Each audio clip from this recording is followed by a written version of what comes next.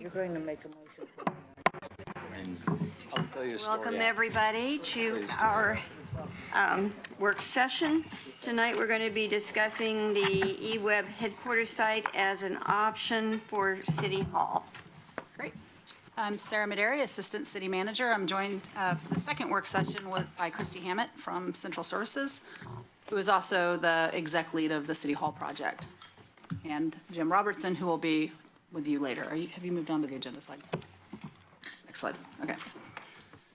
So very similar to your last work session, what we're going to do tonight is just offer a couple of introductory comments, and then we will move into the report presentation that will be largely done by Jim, and then we'll stop and kind of come back to discussions, questions, clarifying items.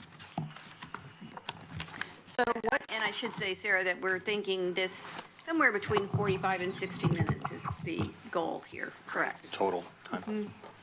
So you might recall, as we started out on the path that we were on in the last work session, we were looking at 3 different scenarios for City Hall and a coordinated development option with Lane County. Along the way, it became clear through a communication that eWeb might be willing and to sell the headquarters building. And so several of you had asked, and in fact, all of you indicated some interest in learning more about eWeb and how that might compare in a more of an apples to apples way with the other 3 scenarios for phase 1 or 2 of City Hall.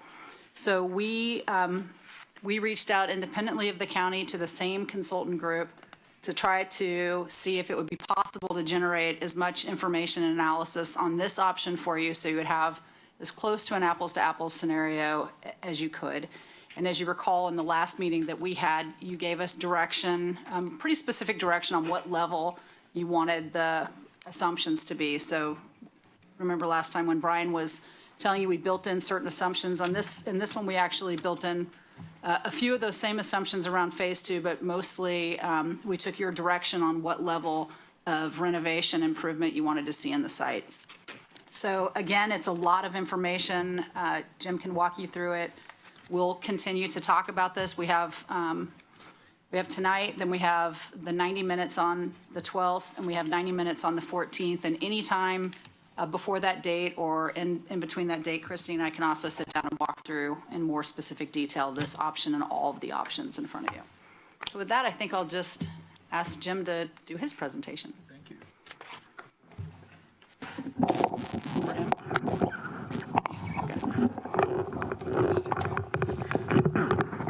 Does that work?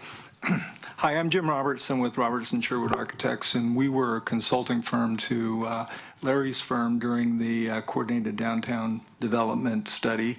And then we're taking the lead on this evaluation of the eWeb property because it seemed to be more of a building kind of evaluation than it was a siting evaluation. The building's already there, the site's already there. So we used the same folks that we did on the coordinated study. We added a few additional consultants. KPFF consulting engineers helped us look at some of the civil aspects of the existing site. We listed Systems West engineers to look at the mechanical, electrical, plumbing systems to give us some feedback into what their evaluation of those were. And then we also used Hobach Lewin, a structural engineering firm, to look at structural issues related to the building that would be impacted by any reconfiguration or upgrades that might be necessary. And so with the coordinated downtown development siting study, we had about 3 months to do that work. The city graciously gave us 3 weeks to do this report. So we did cover a lot of ground in a very short period of time, but I'd like to, just preface everything is that it was done very quickly to try to get you as much as we could an apples to apples comparison of the 3 sites that you already have consideration and then adding this as a 4th site so that a lot of the assumptions, as Sarah said, are the same on all of the studies. The methodology that we used was we were trying to identify all of the things that are listed on this slide in terms of the scope of the evaluation. So we looked at all the information that we could get from eWeb in terms of existing drawings and data. We looked at their records related to how efficient their building's been operating and what their electricity and other costs had been over time, as well as our consultant team went over and toured the facility. And each of the consultants prepared a report that's included in the appendices of the report, so you can get more detail. But we've incorporated all of their findings into the material that we prepared. I'd say that in terms of the cost assumptions, we've been very conservative, and I think that I will be the first to tell you I believe they're high, but they're sort of worst case numbers based on trying to achieve the city's goal of meeting LEED Gold as a standard, of being a safe and efficient operation, and we know you had a goal of meeting an EUI of 30. So we used those as kind of yardsticks as we went through the evaluation. So this is the existing site that's outlined in red. It's along the river. It represents the two existing buildings, which are known as the North Building and the South Building, and then there's the waterfront plaza that fronts on the river. The site includes surface parking, of 174 parking spaces. And so in terms of the buildings and the site, it's sort of limited in terms of what we could do in terms of expansion of the existing buildings that are there, but there is room on site to do an additional building, and so that's what some of our evaluation looked at. The existing property buildings are the two buildings I mentioned. The South Building totals about 84,000 or 85,600 square feet. The North Building is smaller, it's 14,000, but the total gross square footage in the building is just under 100,000 square feet. So if you compare that with the Phase 1 project, which is currently programmed at 32,000 gross square feet, you would rattle around in there if that was the only thing that you were going to develop. And then, as I say in this summary, the site, there's a parking area of the 174 spaces. And I must say that the line of defining the site is really what we were given in terms of the property. There's really no property lines per se on those particular sites, and to define that as a single piece of property. So at some point in time, if you went this direction, you need to do some lot line adjustments in order to define those, and then there would be some costs associated with the perimeter edge of that in order to define that site from adjacent public right-of-way and that kind of thing. So you might keep that in mind. So the assessment that we did, there's quite a bit of information in the report, but what we were able to find is that the two buildings that are comprise the headquarters were built in 1988, so they're just almost 30 years old, but they appear to be very high quality and they're in relatively good repair. We did not find anything that would prevent repurposing the buildings for city uses. Though we did note that in terms of the internal organization, it's likely that if you were to just move in without doing anything else, that you would need to likely do some internal reorganization in order to find an efficient layout that would meet your functional requirements of the departments that would go in there. As I said, there's 174 surface parking spaces to support the project. Our engineers note that the HVAC systems are at the end of their life expectancy, and so they already are showing signs of needing some repairs and major repairs.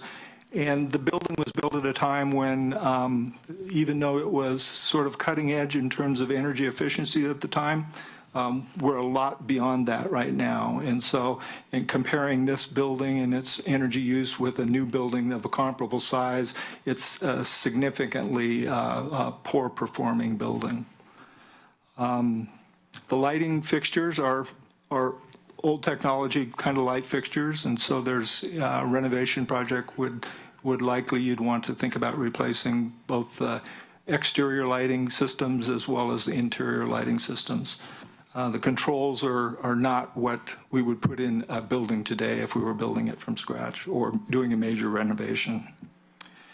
In order to come more close to meeting the city's energy goals, I think that it would be necessary to do a major upgrade of the exterior envelope of the building, looking at increasing the insulation value as well as a replacement of the window systems. One of the big problems with looking at the building related to energy is, you've all been in there, I'm sure, the big atrium space. There's a lot of volume there to heat and cool and ventilate, yet there's very little square footage of floor area that's associated with that large volume. And so from an energy standpoint, it's very difficult to make it really energy efficient when you're comparing it with a building that wouldn't have the same sort of atrium space associated with it. So in terms of the evaluation the engineers made, that would be very difficult for us to get to your EUI of 30. Probably the most we could hope for is an EUI of about 45, unless you did some really major things, and it just, the cost effectiveness of trying to do that, I think, would not warrant the expense. From the building, from a structural standpoint, it was, it's 30 years old. It was built to the seismic requirements that were in effect at the time it was constructed. Our structural engineers did what's called a Tier 1 structural assessment. It's basically looking at the drawings and looking at the details and going through and seeing what they can see visually without doing any sort of destructive demolition. And as part of that evaluation, they identified some deficiencies if we were comparing that building with what we would be building today to meet what the code would require would be a risk category 2 and an importance factor of 1.0. And I know you had some debate previously about the level of risk factor that you were interested in, and also what the risk category was. But in terms of what the code says is a basic requirement for City Hall function, you're basically that risk category 2 with the importance factor 1 is the appropriate. Now, you can make a decision on your own to go higher than that, and that's certainly possible. And we're giving you some numbers for increasing that if you wish to do that.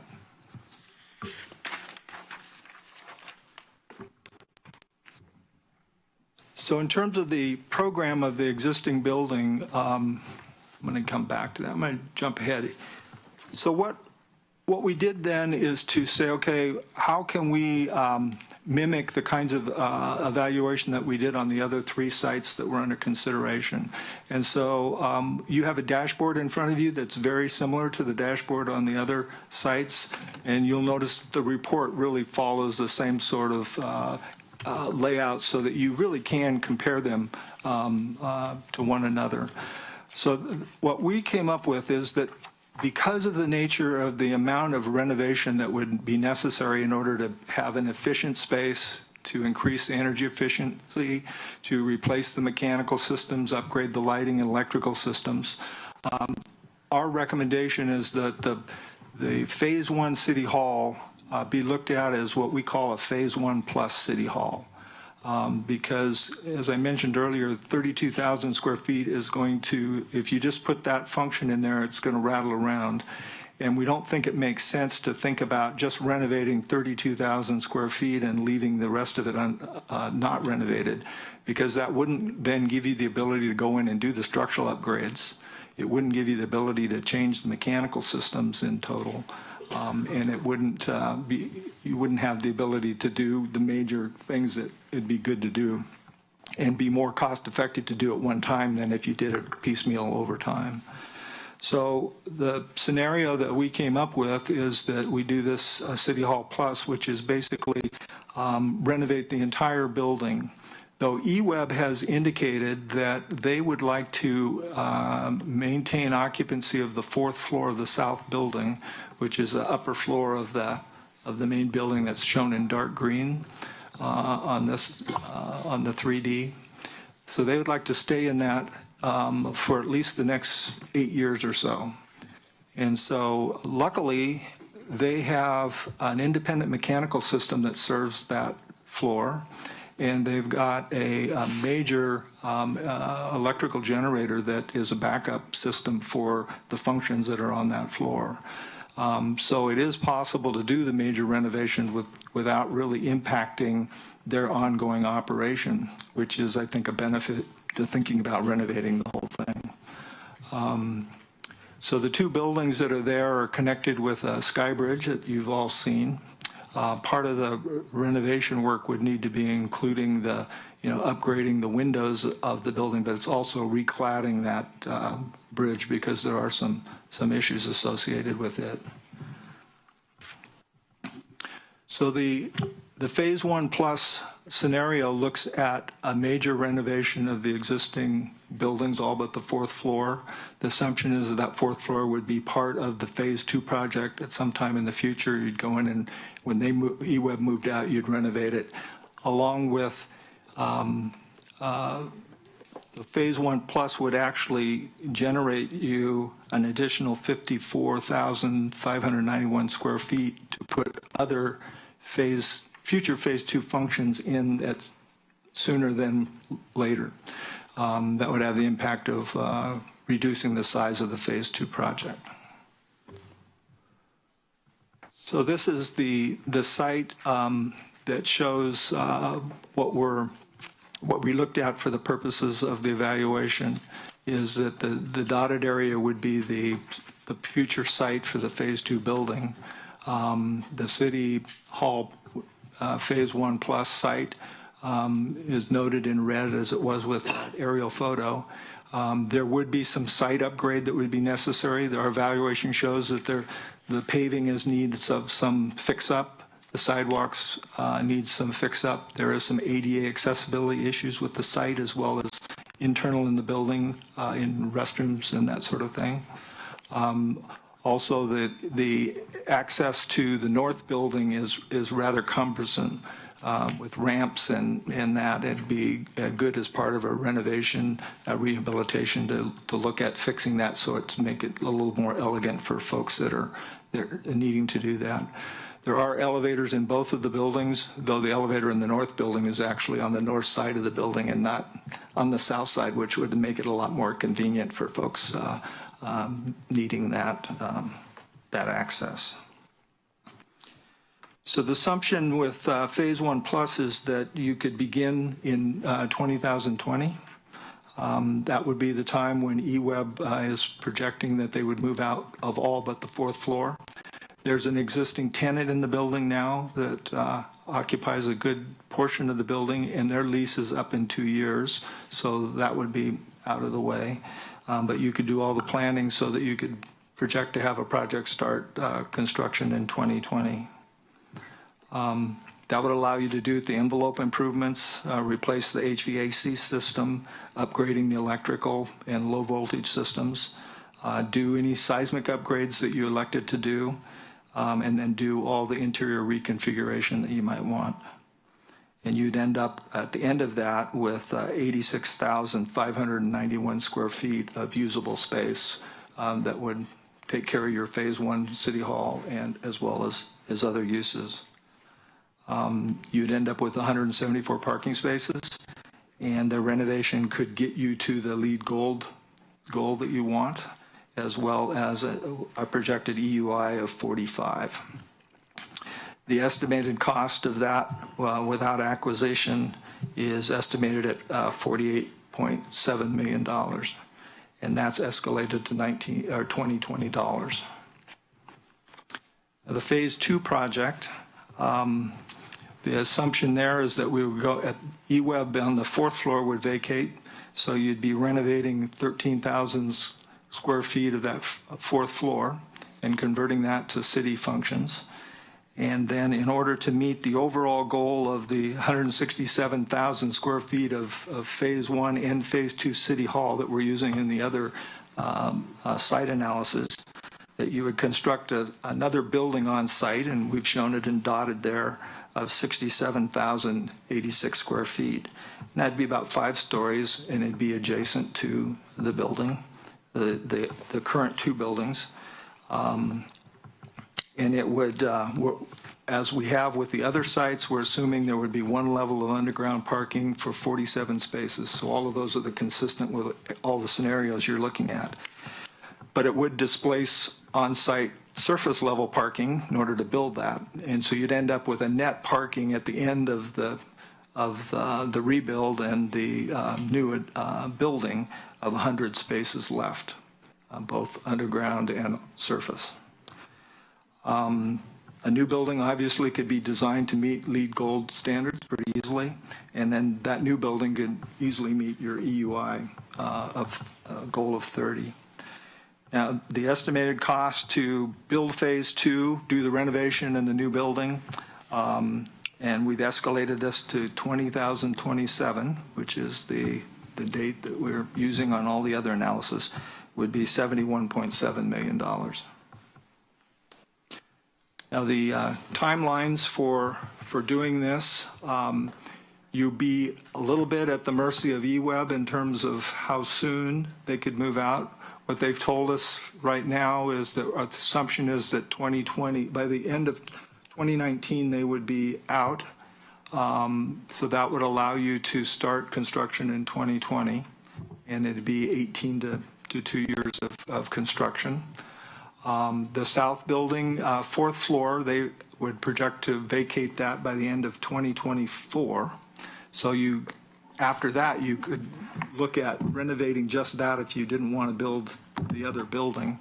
But as we have with the other scenarios, we're looking at starting a construction of 2027 for the phase 2 project. That gives you a little bit of a timeline. Before you jump into that next slide, I just want to share that it would only be fair to tell you I had a brief conversation this afternoon with Frank Lawson, who's the general manager of eWeb, and he seemed to think that they might be able to be more aggressive in some of these timelines, although he wasn't super specific. I think maybe the first one is closer, but especially the 4th floor, they might be able to do that on a faster pace. So we can provide more information about that later, but that's kind of the sense I got. So in terms of a summary, I think, as I mentioned earlier, we couldn't find anything in our evaluation that that we believe would prevent you from turning the building into, very high quality city space. There are some issues with where the city council chambers was located that might be impacted by code requirements, because if it went in the north building, that's already an A occupancy in there because that's where all the meeting rooms are. If it's in the south building, there'd be more hoops to jump through in terms of a building code standpoint, because that would be an A occupancy in with a B. Although it would be an accessory A, and it wouldn't make the whole building an A occupancy, but there would be some code issues involved with that. So we believe it's a viable alternative that's worth looking at. The phase 1 project would be more expensive than the current phase 1 project that's been envisioned, but it would provide another 54,600 square feet than what's currently envisioned, and it therefore phase 2 would be smaller by that same amount. The start of construction would be delayed to 2020, which of all the options you're looking at, this would be the longest delay for starting of the phase 1 project. You ready for discussion? Yep. So this is like the meeting you had earlier is a information dump, and you need time to absorb it and so forth. So the rest of this meeting is really to answer questions, not for deliberation purposes. Mike, you're up first. Yeah. Thank you, Mayor. I think Sarah hit on this, but my information was from the letter that I saw Frank sent, the email that Frank sent his board members that became public and that many people saw, where he made the statement that they needed a couple of years to move out, but that could be accelerated. So if such an agreement were made and he wanted to be able to start that clock by the end of this calendar year or within the next few weeks. So my work on that timing says it's at least possible by, the beginning of 19, if not the year of 19, and it comes in similar to the other ones. In terms of what eWeb has already said, am I close on that? If that's indeed the I real have number, it. yeah. And again, it's only been 3 weeks, so we operated off of some numbers that we were given by staff at eWeb. We didn't want to put numbers out that they weren't comfortable with. So Right. I believe the time range we were given was 3 to 5 years, and we picked the more aggressive of those. So is it possible? I think probably, but I just can't say for sure. Well, part of that was also a conversation that I've had with a couple of their board members too, and that's where I'm getting some of that information. So I guess I would say that in order to compare apples to apples, seeing as this is a point of differentiation, it would, I think, be helpful to get clarification on that point, to know whether it truly is different or isn't different before we get to a decision. The other question I would have is whether or not it's your assessment that, based on the law as it exists, I know we have aspirational goals about what our city hall should be like. And when we've talked about new construction, we've talked about the values that are important to the city in building something new. But I suppose my question is there anything legally that we would have to do to move into that building, or could we move into that building immediately as it was available and upgrade it as time went on in an incremental fashion? Yeah, the answer to that, and we tried to address that in the report when you have a chance to read it, but there is nothing to prevent you, because your occupancy and use for city government is really no different than its current use for eWeb functions, that they could move out and you could move in the next day. Building permits would not be required, for doing that until such time as you actually started doing some demolition. And you talked about this. You talked about doing those upgrades before we moved in as a choice. But alternatively, could we do those in an incremental fashion as we occupied the building? I think anything's possible. They obviously, in our view, would be more expensive to do it that way. But if that was what you had to do, that's certainly possible that you could do some of the upgrades incrementally.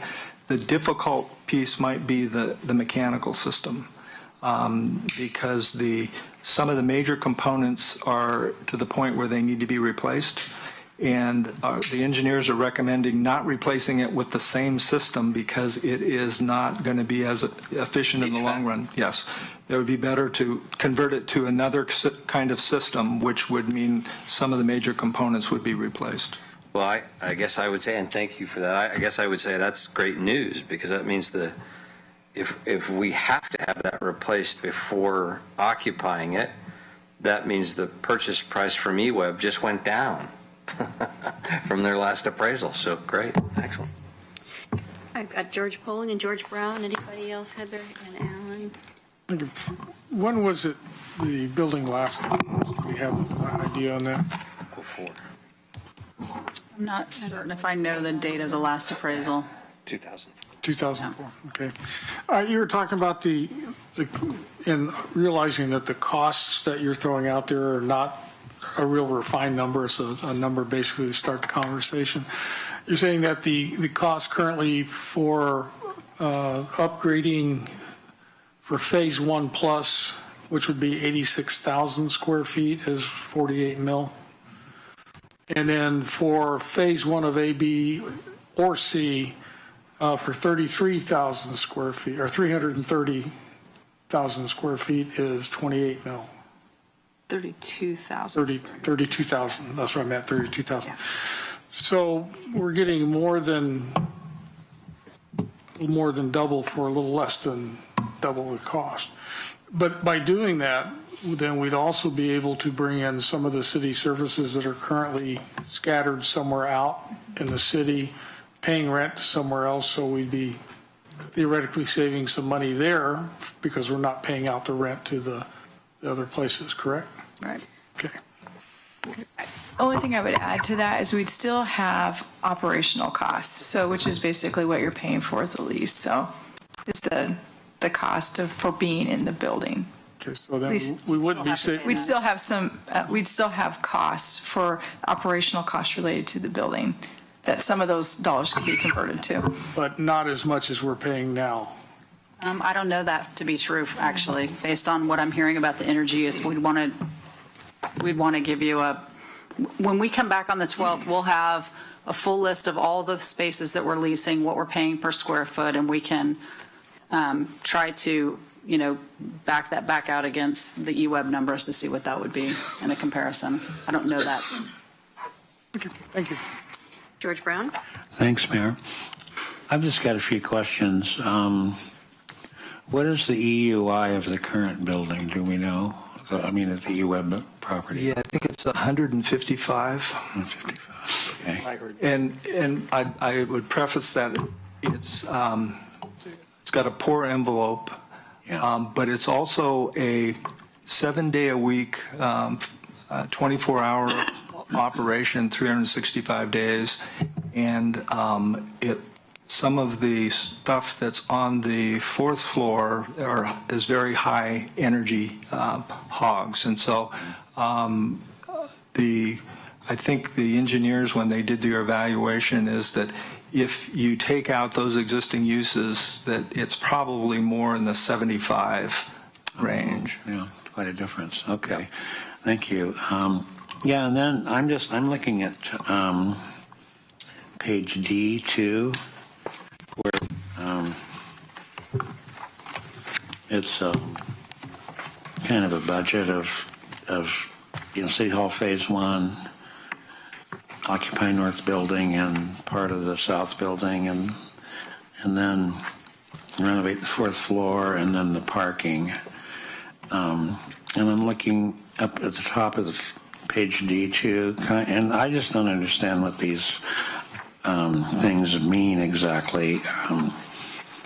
I see down in the first column on the left, down below it says general conditions, and that's budgeted for $1.6 million. I don't know what that means. Okay, there's actually a section in the report that goes through and gives you some detailed summary about what's included in each of those line items to give you Okay. some background.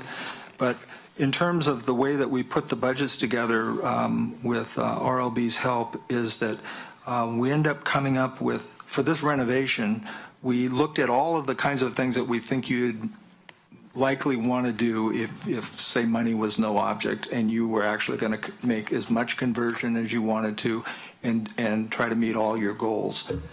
So we assign some square foot allowances for each of those. So you end up with sort of a construction cost. And then the other adders on there is the things that a general contractor would put on a bid in order to do the work. So general conditions is all of the back of house kinds of support that they give to the project and their management of the project and that kind of thing. Bonds and insurance is things that they're going to charge you for if they're doing the project. Overhead profit is an allowance that we put in there in order to anticipate what a general contractor would have above and beyond what their costs are.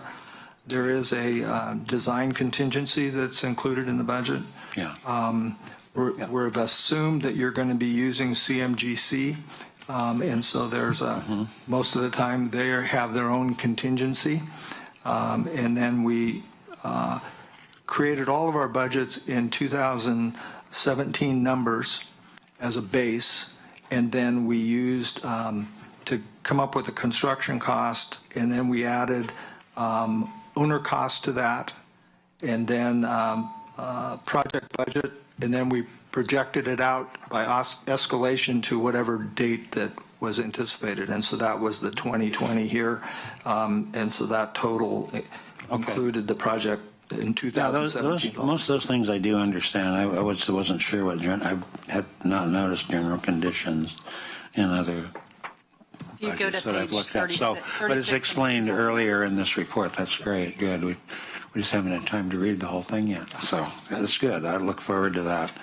I think I'm almost done, except that this same group of numbers that we're looking at, there's one thing I think maybe got, if we did this, we wouldn't have to, I mean, the current project, we're looking at 32,000 square feet, but that includes an empty shelled fourth floor. And if we did the eWeb thing, we could make that 8,000 square feet of an empty shelled fourth floor go away. So we only really need 24,000 square feet of usable space initially in it. So you see what I'm getting at here? So, but I don't think that was reflected in, was that reflected It's in not these? reflected in there, no. I didn't think so. I was kind of looking for that, so. No, and So I'm obviously- just saying the cost, you wouldn't be remodeling a fourth floor because we don't have it. It's not, it wouldn't be in this building. And so some of these costs might be a little less is the point that I guess I'm trying to make. But I think what we tried to express is, we tried to show the information in as much of a possible way as we could to make it apples to apples. But at some point, one of them is an existing building that you'd be remodeling, and it probably just doesn't make a lot of practical sense to carve out 24,000 square feet and then go back in. Because if you have to, especially if you go in to do the mechanical systems, if you have to go into the walls and the ducts and take out ceilings, you don't want to do that in stages. You really need to kind of do that at one time. oh no, I do understand that point. Yeah. Yeah, sure. No, that makes total sense. Yeah, it'd be silly to start and stop. It's better to do it all at once. I just have one more quick question. In this same section, I see wall thermal improvements and sealant joint repairs, and that relates to the exterior cladding. Correct. And when it was first installed, there was a problem with the draining of the water. Is that correct? And Actually, I don't think Would there lead to was. It mold appeared to that problems? way because it's all precast concrete panels on the outside.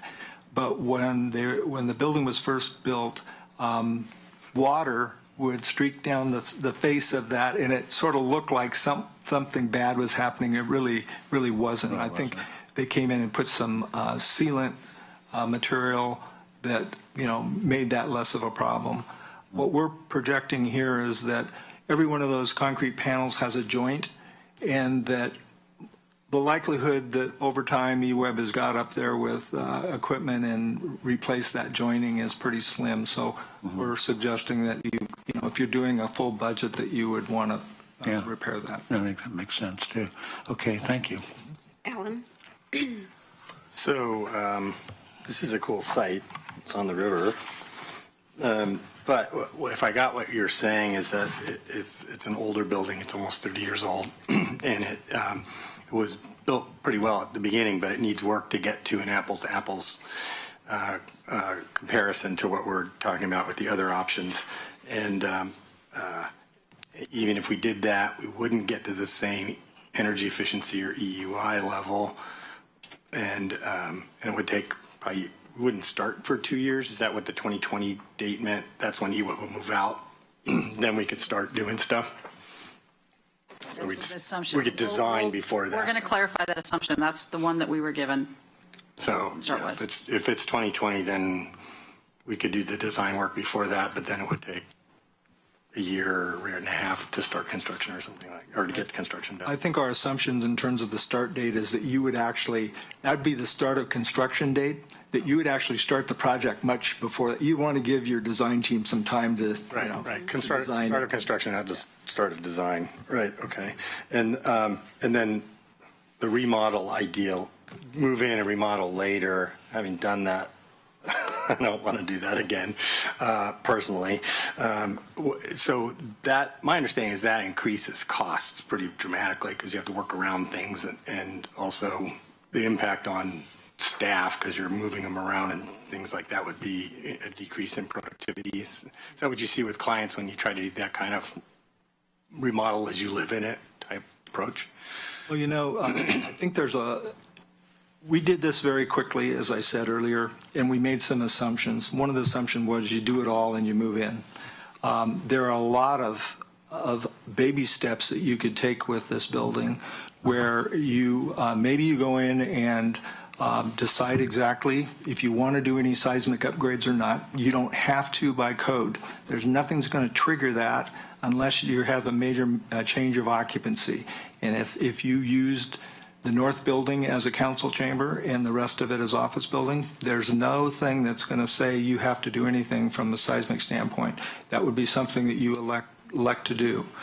But in terms of the other kinds of things, some of the alternatives could be you go in and you demo out what you need to demo out in order to meet your initial use that you want to put in there, that maybe you demo the rest of it, change out the HVAC system, stub it out to some of the areas that aren't completely renovated with new uses, and, shell those spaces off so that they're not being used.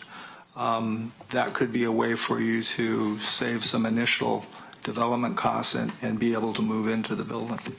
Put up a permanent under construction sign. So the renovation, there's no council chamber in that building. You'd have to do something to create that. And so most of these things that are that you would want to do before you moved in are the big ticket items: HVAC renovation, lighting, exterior, seismic, windows. Those are all the big ticket items. Okay, I got that clear. What about the transportation access? I noticed you had a chart about that and access to the site. It's got great bikeability, but what about walkability and bus for other access? On the call on Larry, you want to address that? Active transport was on 17, but then there was another one on. You want to back up here? Yeah, I wanted to come back up. Page. There it is. In terms of the site, it's certainly it has good bike access because of the bike path. Yeah. But the topography is pretty significant in terms of the elevation changes coming from downtown, whatever. So the walkability and being able to cross the railroad tracks or getting physical access as a pedestrian would be challenging with the location of where it is. In terms of vehicle access, it's fine, good access and parking. I'm not sure exactly where the closest transit stop is. I'm not sure if that was identified. Yeah, it is. It is. So if you can see that. So.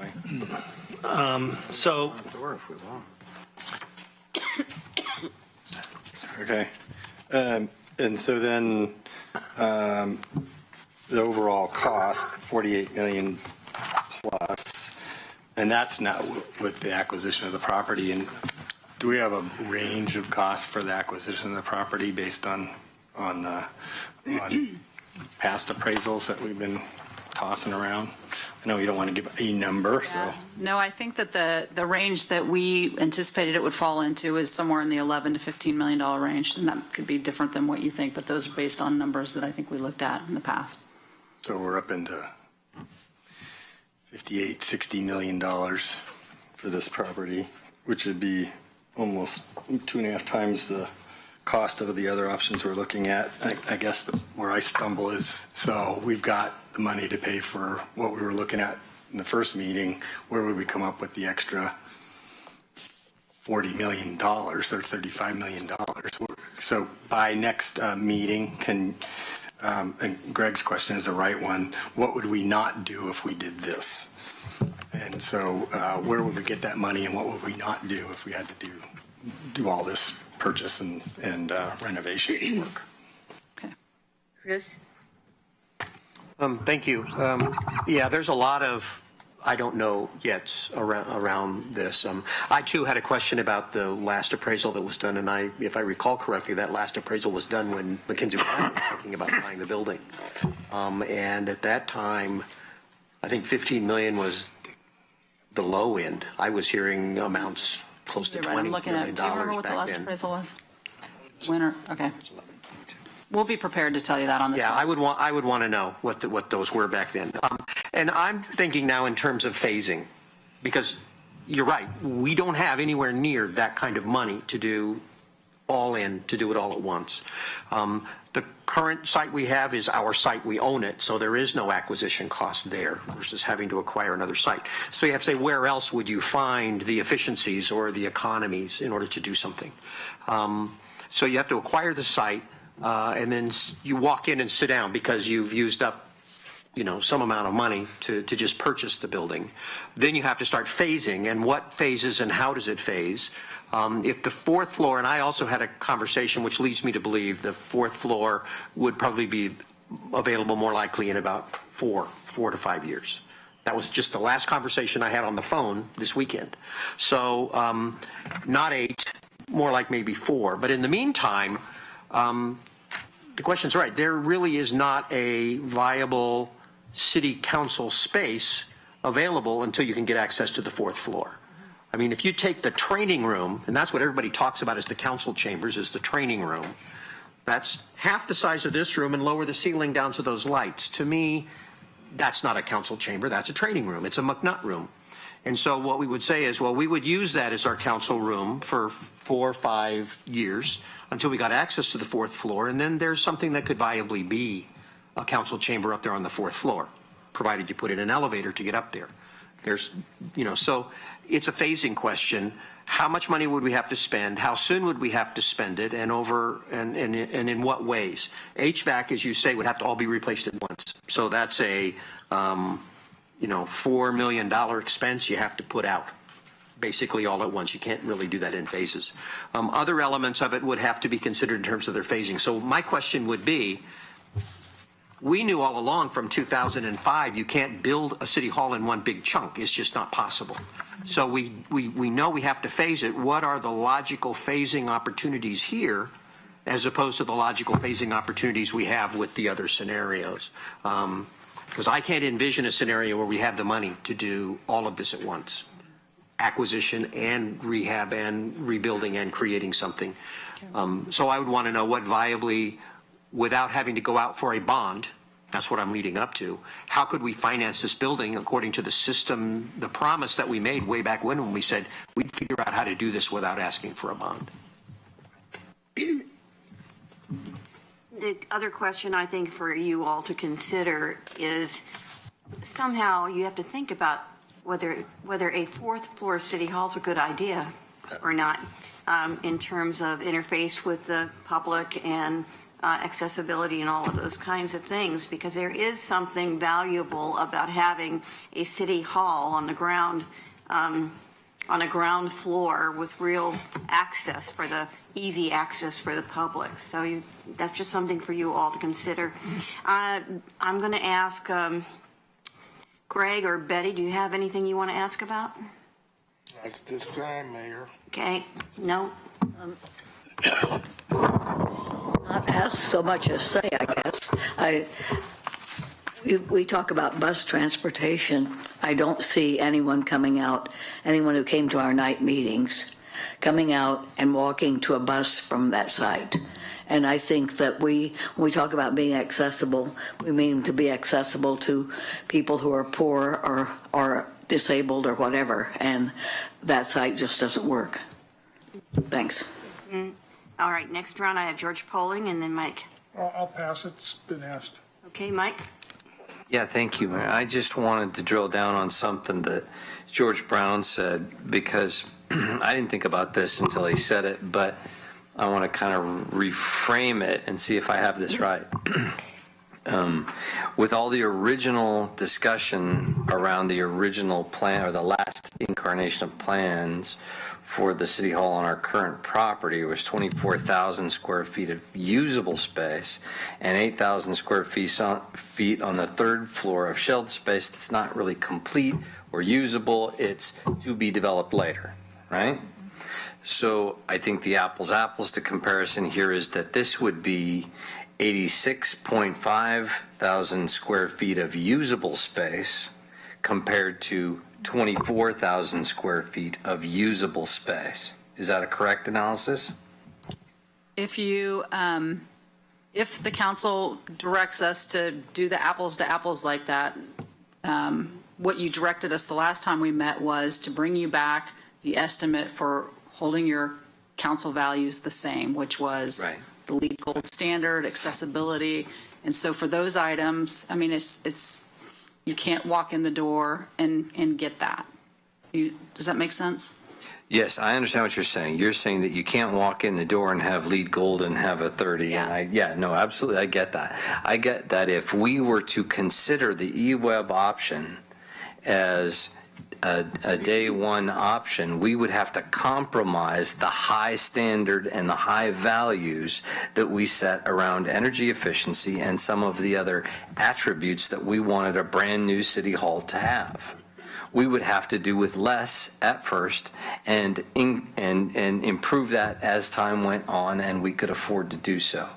But what I'm asking is a very different question. Is we've been comparing 30-some thousand square feet, 32,000 square feet to the 86, and I'm just saying, in reality, we'd have 24,000 usable square feet compared to 86.5, which would be usable on day one, correct? Okay, thank you. Alan? So, playing off that, we could remodel it as we go. We only have a limited amount of capital every year that we have for doing that kind of stuff. I guess the question would be, how many years of just working on City Hall would it take, foregoing everything else that we did, to make that happen? Maybe you can bring that To get the existing building to the, up to the apples to apples. Okay. So, How many you know, years? it was take 10 years of not doing any other capital projects to make sure that the City Hall got up. So it would just be investing in City Hall for the next decade or something like that. Whatever that number would be. Yeah. It's the phasing question, right? So if you phased it in, what do you not do? It gets back to that. So I had suggested to everybody that we would have a community meeting where all these options would be put before the public at some point. And unless I hear from you that you don't want to do that, usually you want more input, right, and output in terms of them understanding what the full range of options are. That's a good idea. Okay. I mean, like one of our meetings coming up. Like what do we call those? The workshop. an open house or, Oh, Open house. Open house. Public forum for us, though. yeah. It's not a public forum. no. It's an open house. It's an open house, A public meeting where people can come and learn. like we've done for the other phases. Would we hear from the public on their opinions?